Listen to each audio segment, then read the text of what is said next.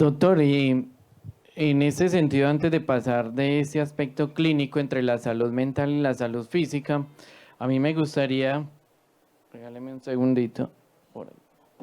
Me gustaría hablar de algo, de una situación compleja que lo conocemos desde la salud y es la puerta de entrada de un paciente o una persona con una situación o una condición emocional, psicológica, a un servicio de urgencias.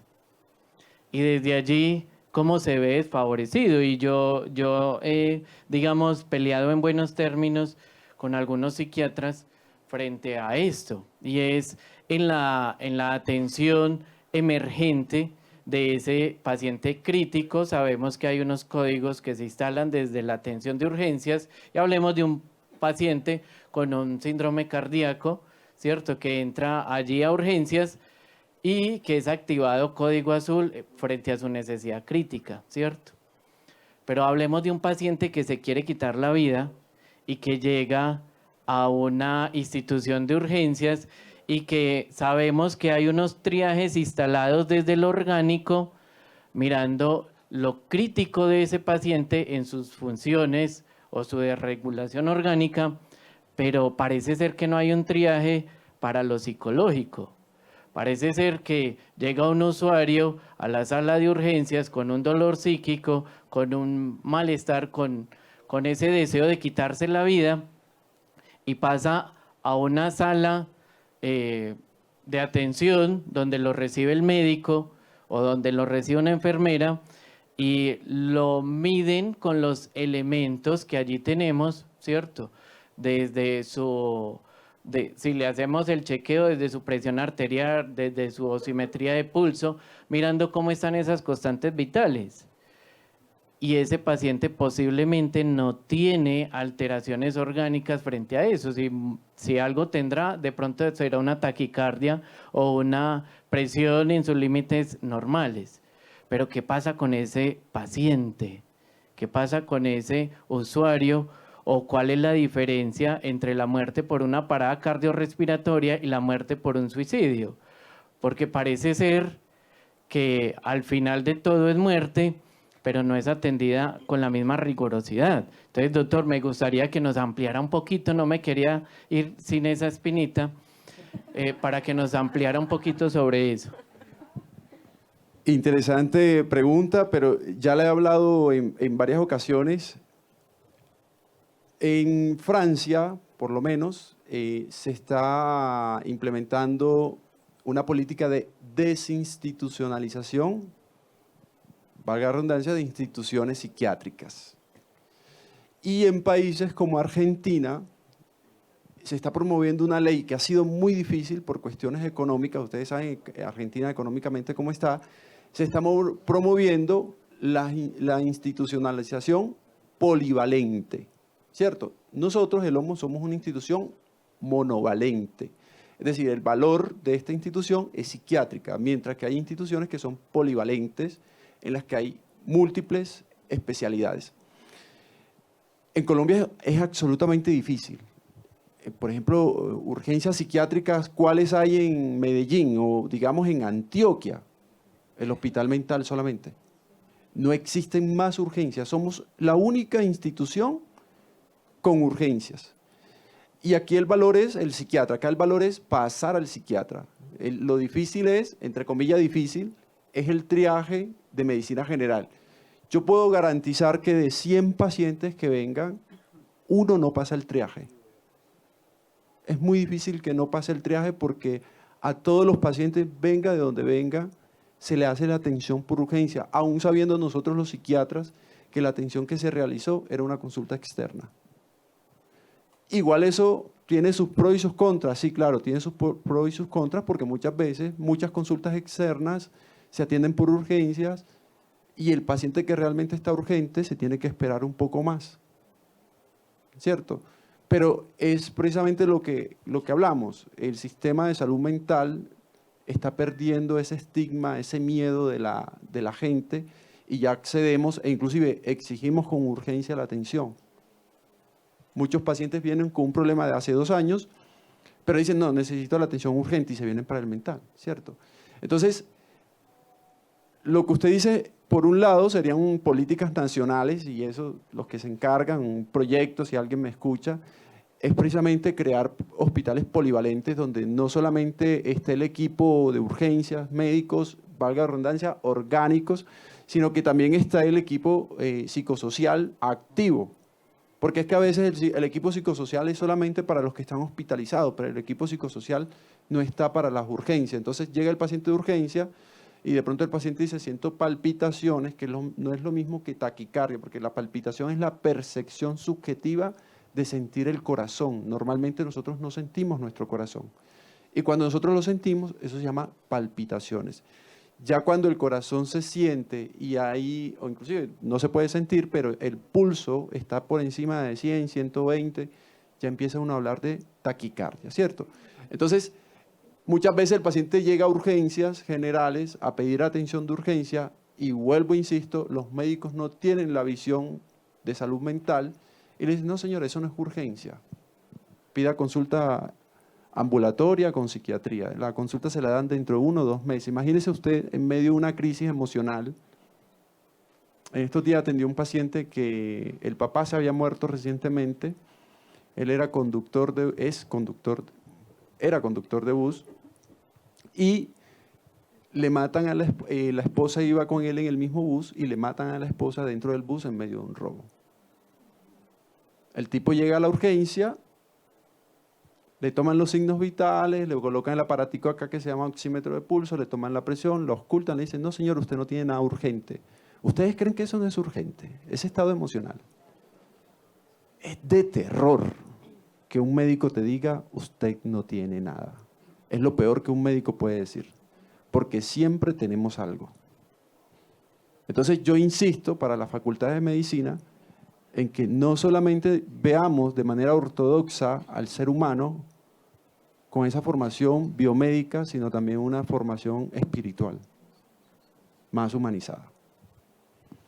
Muchas gracias, doctor. Bueno, vamos a continuar con nuestro panel de preguntas y esta vez me voy a dirigir al rector Darwin. Rector, ¿qué acciones o programas han implementado o consideras pertinentes para cumplir con este lineamiento desde las instituciones educativas y hablemos de la institución educativa La Gabriela? Bueno, Fernando, no me puedo centrar solo en La Gabriela porque hay unas intervenciones que se vienen haciendo a nivel nacional y a nivel municipal y vamos a hablar un poquito de ellas. En articulación con la demanda que hace la Ley de Salud Mental, vincula 4 actores fundamentales. Estudiantes como tal, en los procesos de promoción y prevención de la salud mental, las familias, cuidadores, madres y padres, el entorno comunitario y también a nuestros docentes y directivos docentes. En primera instancia, con el foco de nuestro proceso, que son nuestros niños, niñas y adolescentes, recientemente se promulga también la llamada Cátedra Socioemocional. Esa está recién salida del horno. Y en esta se busca desarrollar en los niños, niñas y adolescentes cómo tramitar, conocer, identificar sus emociones, todo el proceso de educación socioemocional. ¿Qué es eso que sienten? ¿Qué hacer con eso que sienten? ¿Y cómo se tramita? ¿Cierto? Entonces, esa está muy reciente. Hay otro elemento fundamental que es la escuela como entorno comunitario, y de esa ya hace muchos años la ley 1620, que ya tiene cerca de 10 años, y es la llamada ley de convivencia escolar, que tiene también un componente de promoción, prevención, atención y seguimiento, y principalmente en el componente de promoción y prevención es cómo podemos convivir con el otro, cómo resolver las diferencias con el otro, que dentro del entorno comunitario, pues el conflicto y la violencia ha sido parte de nuestra historia. Y cómo llevamos a la escuela a ser un entorno seguro, un entorno en el cual los niños, niñas y adolescentes puedan expresar aquello que sienten, pero también aquello que viven. Y nosotros nos convertimos muchas veces en primeros respondientes porque somos los primeros conocedores de un presunto abuso sexual o de una violencia intrafamiliar. ¿cierto? Y nos toca actuar o brindar unos primeros auxilios psicológicos o una contención. A veces son nuestros docentes los primeros respondientes y no saben cómo hacerlo. Y nosotros en las instituciones ahí tenemos un reto y una deficiencia, Luis y compañeros, y es que nuestros equipos psicosociales son precarios. A veces ni los tenemos, ni siquiera podemos llamarlos equipos. En las instituciones públicas de nuestro país y del municipio particularmente, hay un rol que es el de docente orientador, que es de carrera, que es usualmente un profesional psicosocial, psicólogo, trabajador social, terapeuta de familia. Pero imagínense para mi institución, 2.350 estudiantes tengo actualmente y un solo docente orientador, una sola docente orientadora, para atenderme 3 sedes a doble jornada.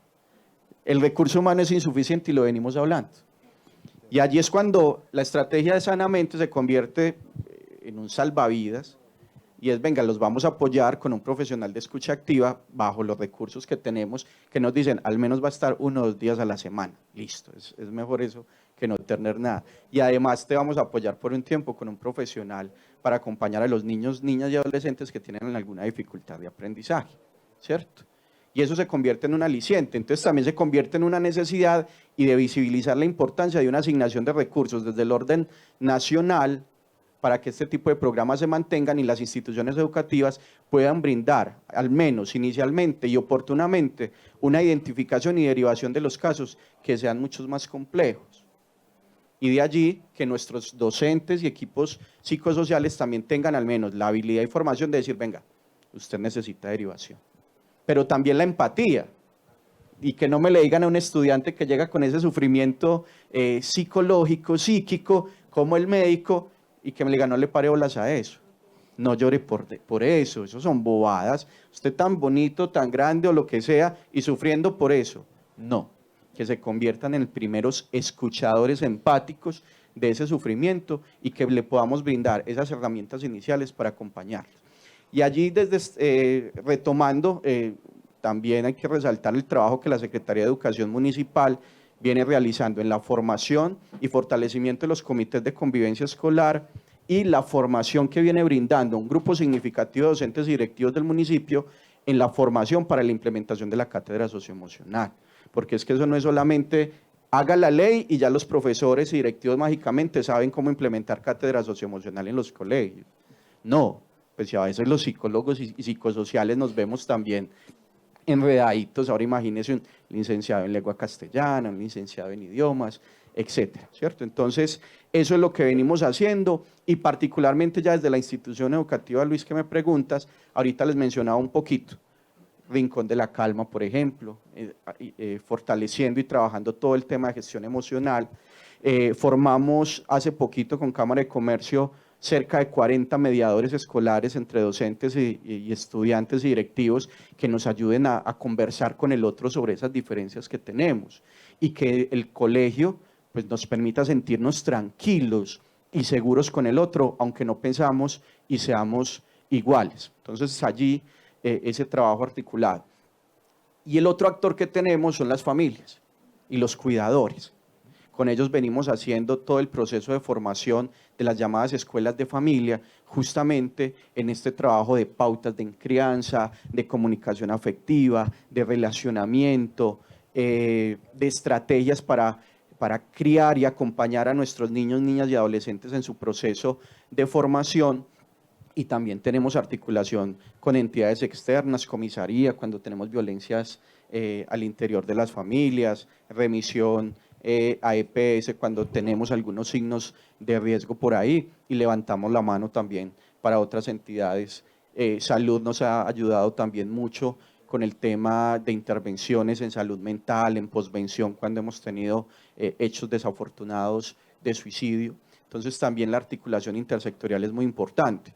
Y la escuela, yo lo he denominado, mi colegio es un colegio abierto a la comunidad. ¿Qué quiere decir eso? Que el que necesita el colegio para actividades deportivas, para actividades culturales, es bienvenido. La Gabriela no tiene muchos espacios físicos y relacionándolo con lo que decía el doctor Hernando, la actividad física nos ayuda también al bienestar.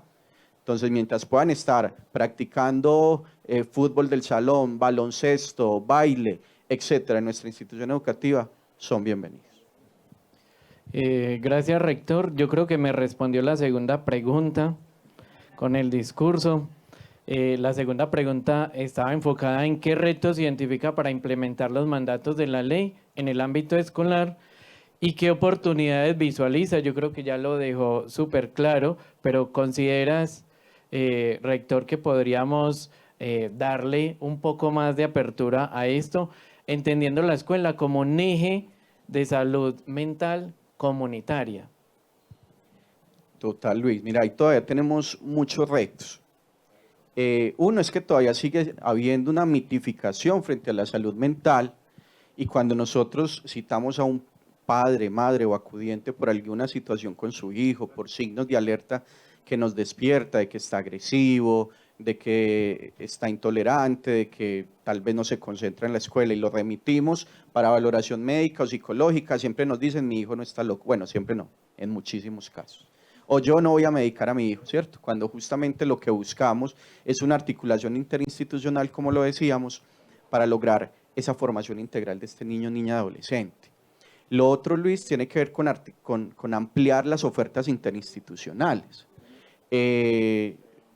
Yo decía que el colegio es abierto, pero a veces un programa deportivo me opera 2 o 3 meses y el otro tiempo no, ¿cierto?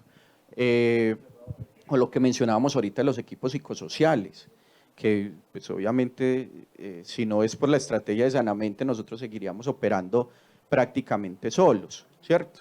Pero de ahí es, uno, que haya un personal, ojalá de planta, seguir ampliando el tema de docentes de orientadores, profesionales de apoyo psicosocial o incluso externos también, genial tener un psicólogo de planta de Sanamente permanentemente en la institución, porque sabemos la alta demanda, pero de ahí eso se necesita plata, ¿cierto? Eso hay que financiarlo. Y no solamente por ustedes, sino también por el mismo Ministerio de Educación, por ejemplo. Otro reto es generar espacios comunitarios alternos formadores dentro de la comunidad. Si bien obviamente la escuela es el formador por excelencia, ¿qué hacemos con los que se nos gradúan? ¿Qué pasa con los que están por fuera pero que todavía siguen siendo parte de la comunidad? ¿Qué otros espacios comunitarios podemos desarrollar, así sea que se hagan en la escuela, no necesariamente por la escuela, ¿cierto? Mi colegio, las aulas de mi institución educativa están vacías de 6 de la tarde a 9 de la noche. Venga, ¿y no será que hay una junta de acción comunal, un grupo de tercera edad u otro grupo que pudiera entrar a formarse en lo que sea para el bienestar propio y de su entorno? Y otro reto que tenemos muy importante, que va articulado de lo social, y lo vemos a veces por las condiciones socioeconómicas de las familias, muchos casos de posible abandono y negligencia. Nuestros niños y niñas que permanecen solos. Y entonces están con nosotros 5 o 6 horas de su jornada, salen a la 1 de la tarde y sabemos que van a estar solos en su casa. Que algunos tienen que llegar a cocinar o a cuidar a su hermanito, que por el contrario en la mañana permanecen solos y llegan a la escuela. Y es como la escuela, ahorita hay un tema de política pública de ampliar la jornada escolar, de ampliar, de resignificar el periodo académico, no solamente para que estén sus 6 horas, sino que puedan estar más tiempo en la escuela, pero yo tengo una barrera y es que la infraestructura. Si yo opero a doble jornada y tengo 2 sedes, ¿cómo puedo ampliar la jornada para estos niños, niñas y adolescentes? Que yo lo quisiera. Entonces también, ya que estamos hablando de retos y de desafíos y de necesidades, necesitamos ampliar también infraestructura educativa. Unos espacios mucho más amigables, mucho más bonitos, porque pues uno llegar a este auditorio, uno dice de entrada, wow, saca una sonrisa mínimamente. Y a veces llegamos a espacios sucios, desgastados, poco cuidado, ahí uno no le saca una sonrisa, ¿cierto? Entonces también que el lugar donde acojamos a nuestros niños, niñas y adolescentes sean bonitos, agradables y acogedores. Gracias, rector.